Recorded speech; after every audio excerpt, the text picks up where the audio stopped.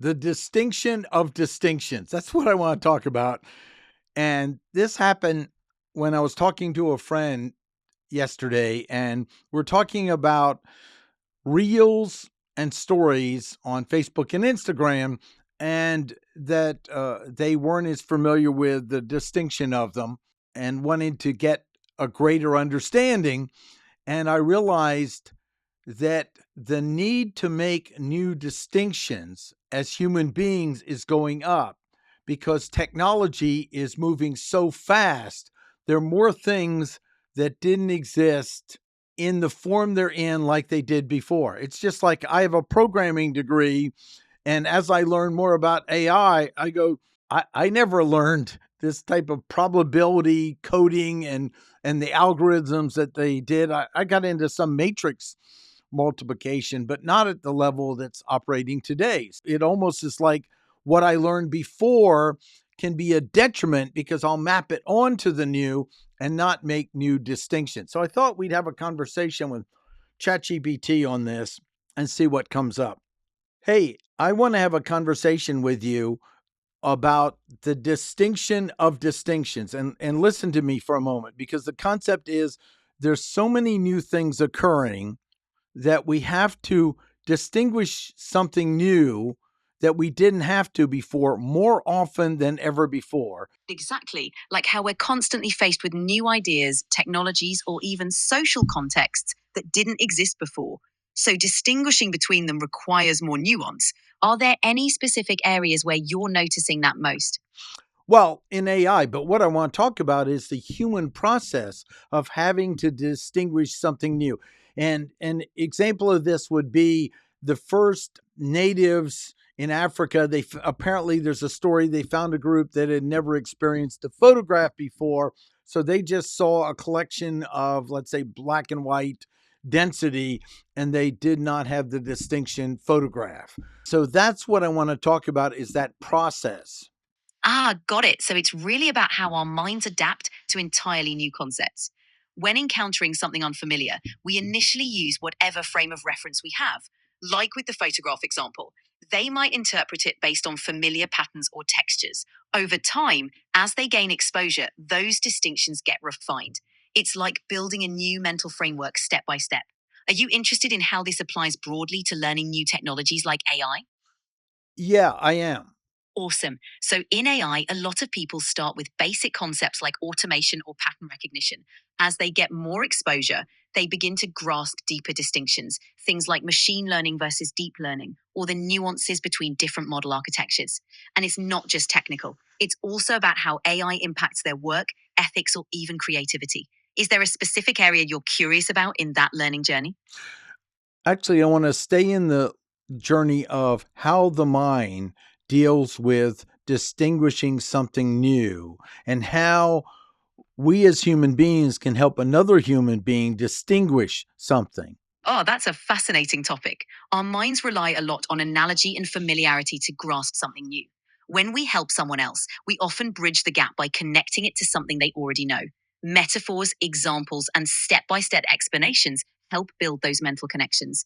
Encouraging curiosity and creating a safe space for trial and error are also key.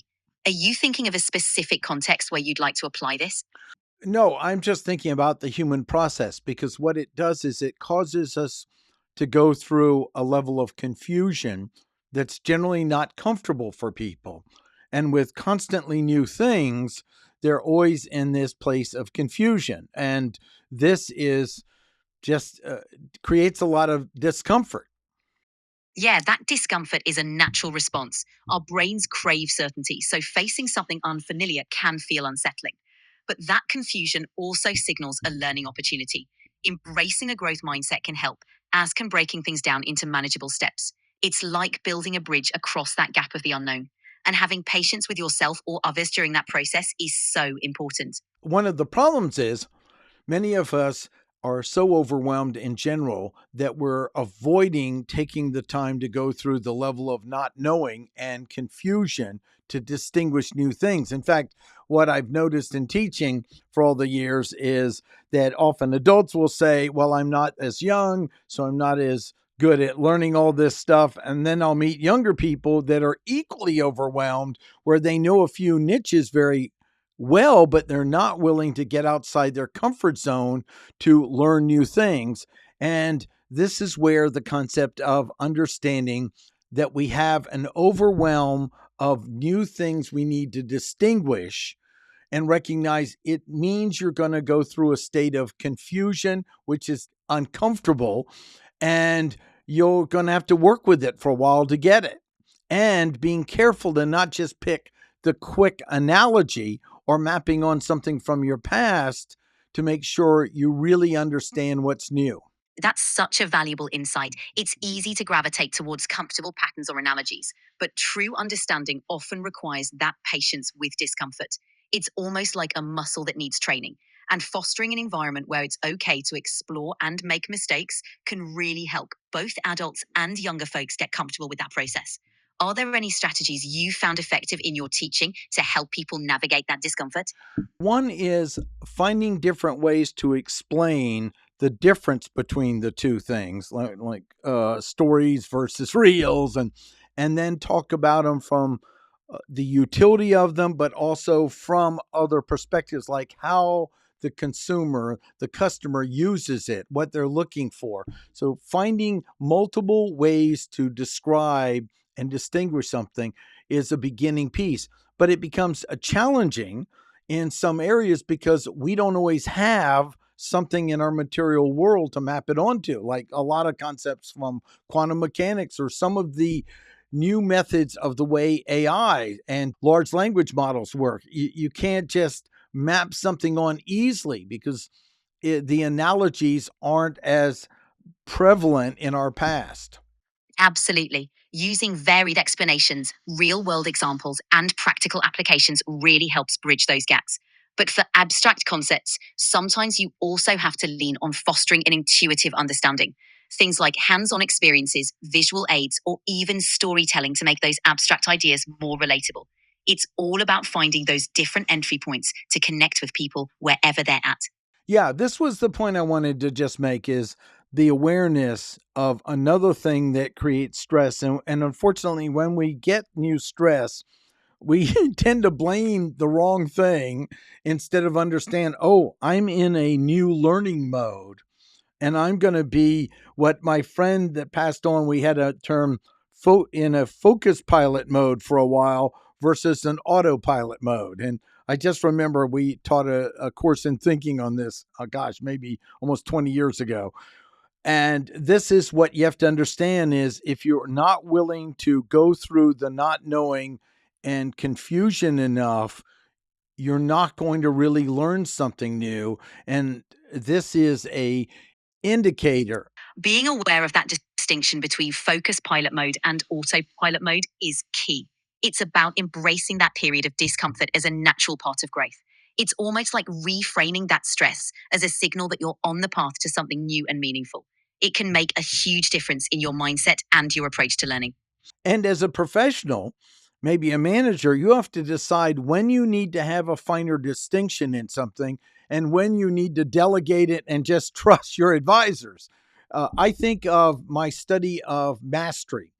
And mastery is finer and finer distinctions in something. I remember asking a black belt in the martial art Aikido, why are you doing one of the very fundamental exercises? And he says, well, because I'm learning new nuances about that fundamental. I think someone said when you become a master, you go back to first punch or something, but it's being wise enough to know when you need to go back and re-look at something for finer distinctions in it is part of being effective in learning new things, and also know what you're willing to commit the time and resources to learn and develop the distinctions in, and what you need to let go of. We can't do this all the time. We can't be in breakdown, new discovery, confusion, disorientation all the time. There has to be do it for a while, get away for a while. In fact, the concept of this occurred while I was taking a shower. I went, I need to do a show on this. That was in a more relaxed time. I just like think about things and I'm not hyper focused on one particular item. That's a fantastic point. Mastery really is that continuous loop of revisiting the basics and uncovering new layers. And knowing when to dive deep and when to delegate is a crucial part of growth. That balance between focused effort and allowing space for inspiration is so important. It's often in those relaxed moments, like in the shower, where those breakthroughs happen. Letting that space exist can be just as impactful as diving into the details. Right. And allowing for time to get away as well as time to be confused.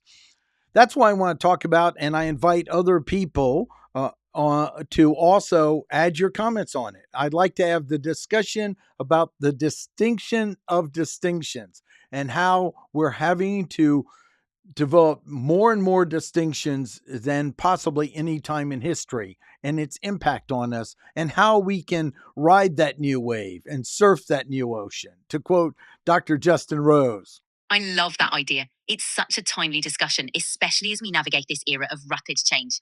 Creating a space where people can explore these distinctions, share their experiences, and find strategies to embrace that learning process is so valuable. It's a great way to help people feel more equipped and less overwhelmed as they encounter new concepts. Excellent. Thanks. You're welcome. It's such a thought provoking topic. Let me know if there's anything else you'd like to explore around it. Will do.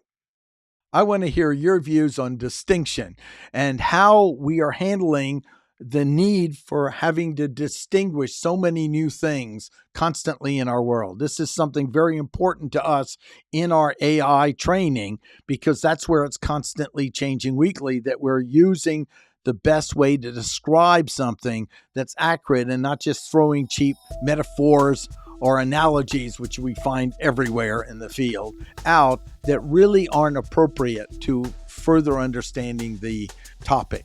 This is Martin Brossman. Have a great day.